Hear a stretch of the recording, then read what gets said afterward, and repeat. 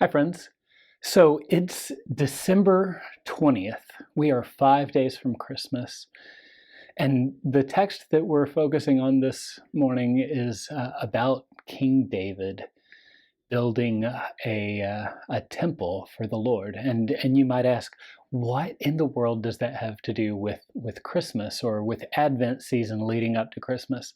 And I would say to you, it has everything to do with it. Hang with me for just a few minutes, and we'll start to see how this is very much an Advent text and one that properly ushers us into Christmas season.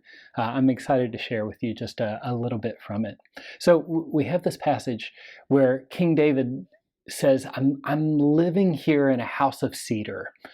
And he says, I'm living in this great palace, and yet we have the ark of the Lord. This is the place that the Israelites would say, this is where God is present.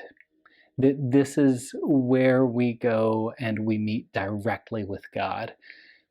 And it's in a tent. We have this tabernacle that we built. This comes all the way back from the Exodus, and we brought it all this way with us, and now it's still in a tent. Why don't I build a temple for God?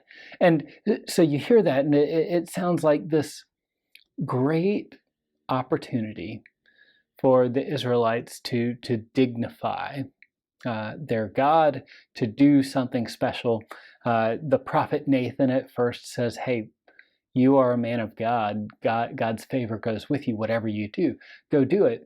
And then we get this rebuke from God. He says, you're going to build a home for me? He says, no, that's not how this works.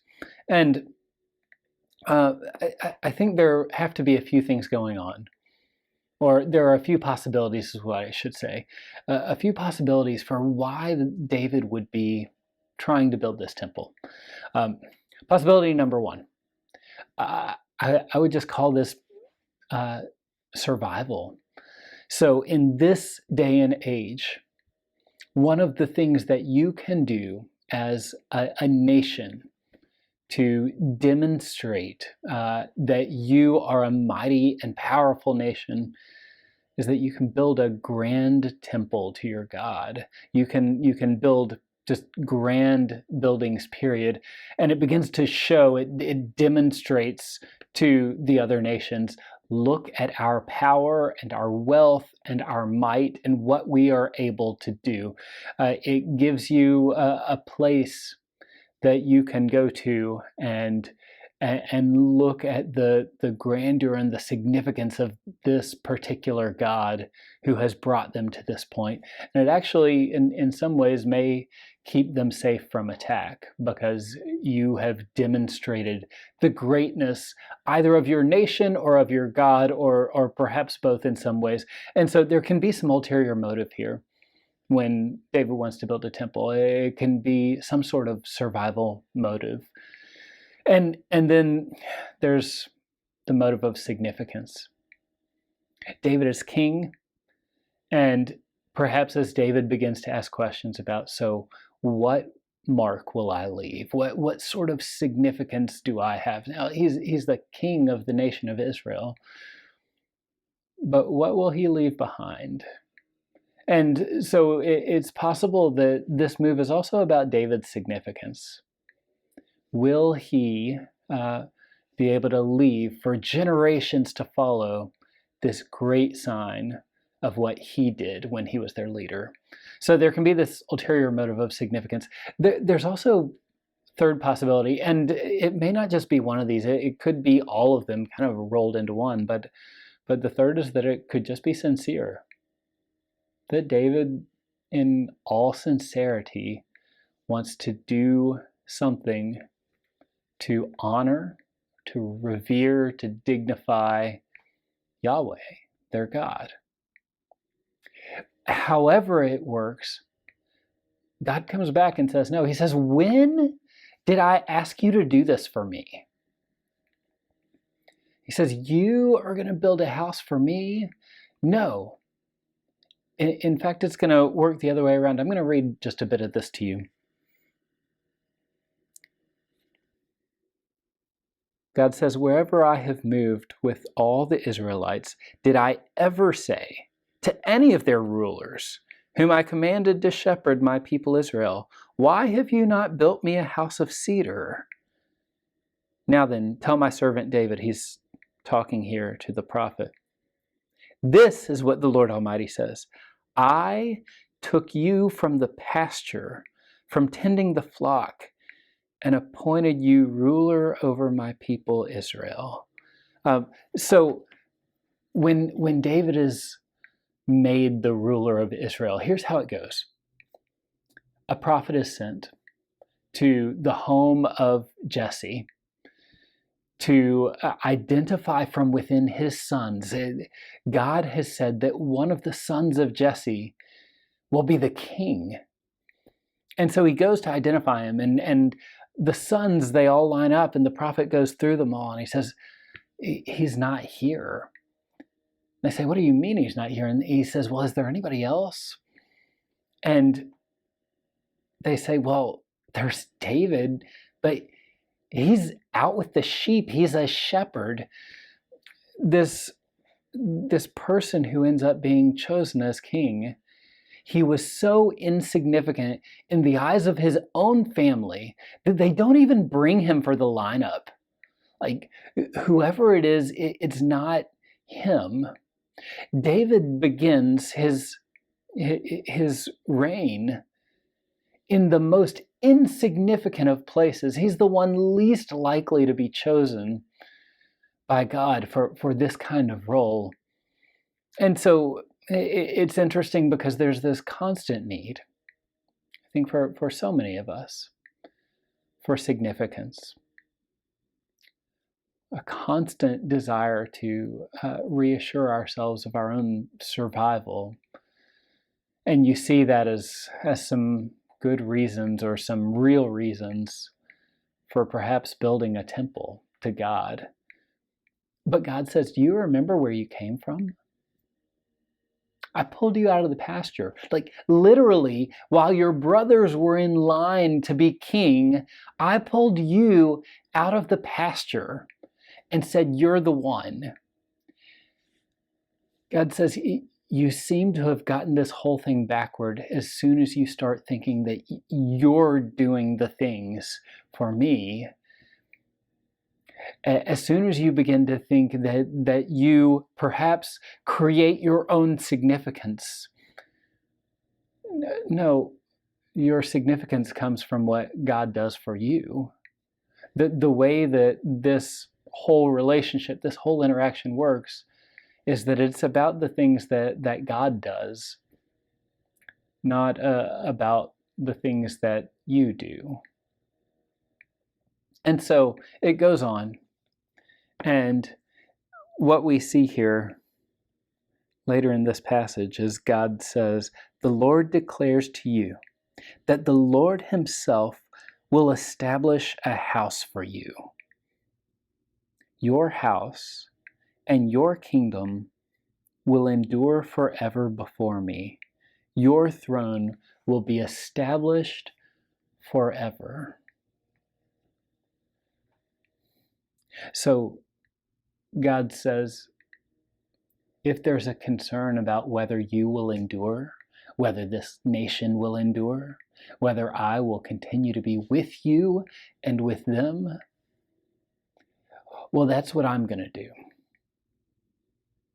I am going to assure you of all of that. Forever and ever, this kingdom will endure.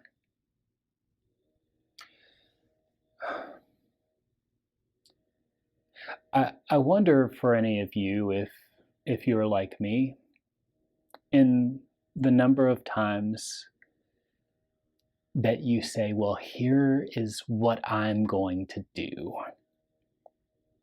And we have to do something. You get up out of bed every day, and my hope is that you do something good and productive and meaningful in our world.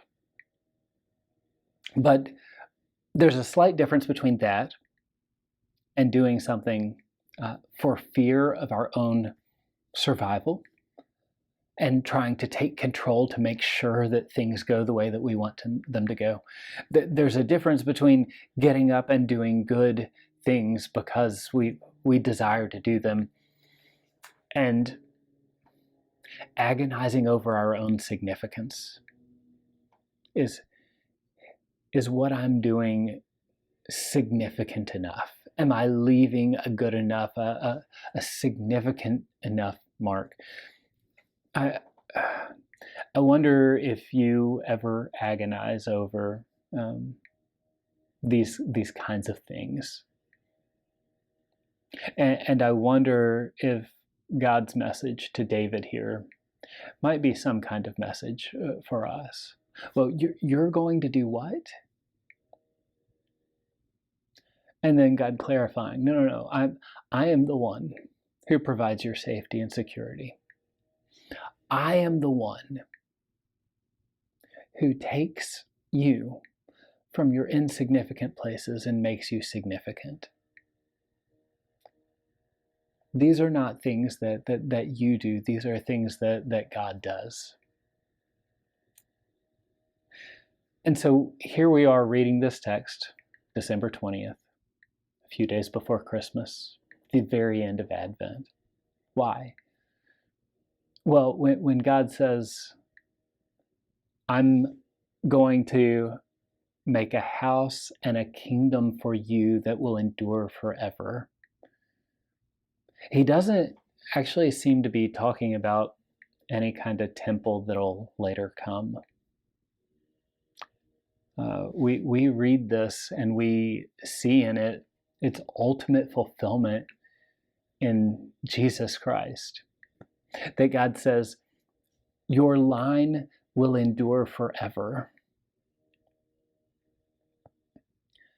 Your salvation will come from me, and that it will endure forever. And where does that come? Because out of the line of David comes the Messiah.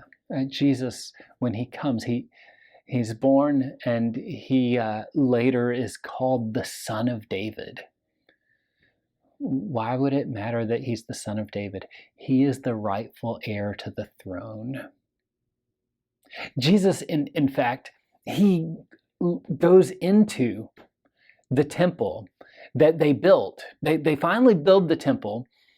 There's actually been a new temple that's been built, and he goes in and he drives people out of it, and he begins to talk about how the temple's going to come down.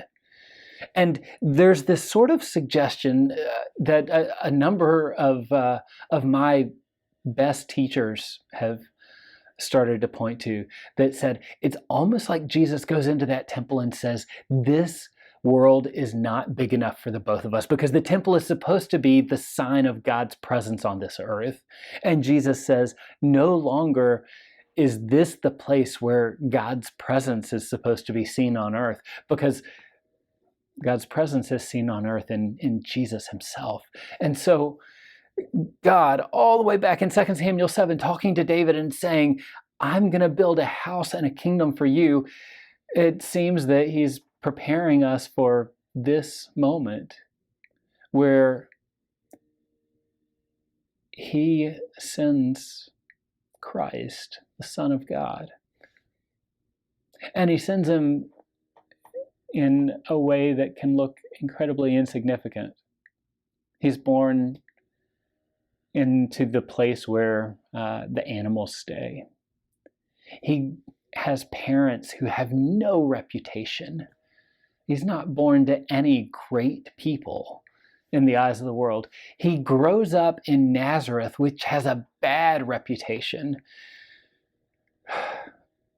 Jesus comes, and he comes in all of the ways that the world would look at and say, this seems incredibly insignificant. But our significance, it's not given to us by the world. It's given by God. And that's probably why angels sing. and point people to this stable to come and worship the King of Kings and Lord of Lords as he lies there in an animal feeding trough. As we prepare for Christmas, I've just been reminded once again, Kayla shared with us last week about the ways that God interrupts. God interrupts all of our plans, all of our ideas. That when we believe that we are going to do something of great significance, God says, no, I make your significance. As we come to Christmas, I'm reminded that our God has stooped down to earth,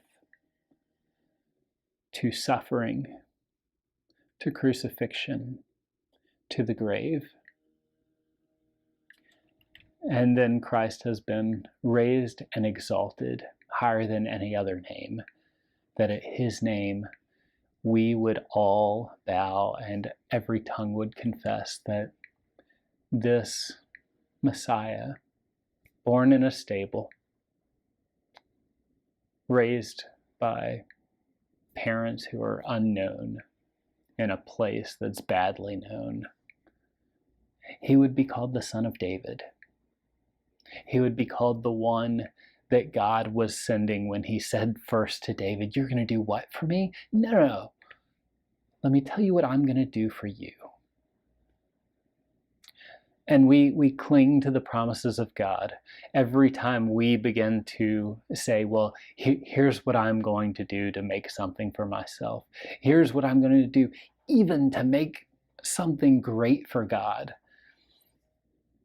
We cling to the promise that instead it's when God is the subject of the verbs that we really celebrate. When God says, here's what I'll do for you.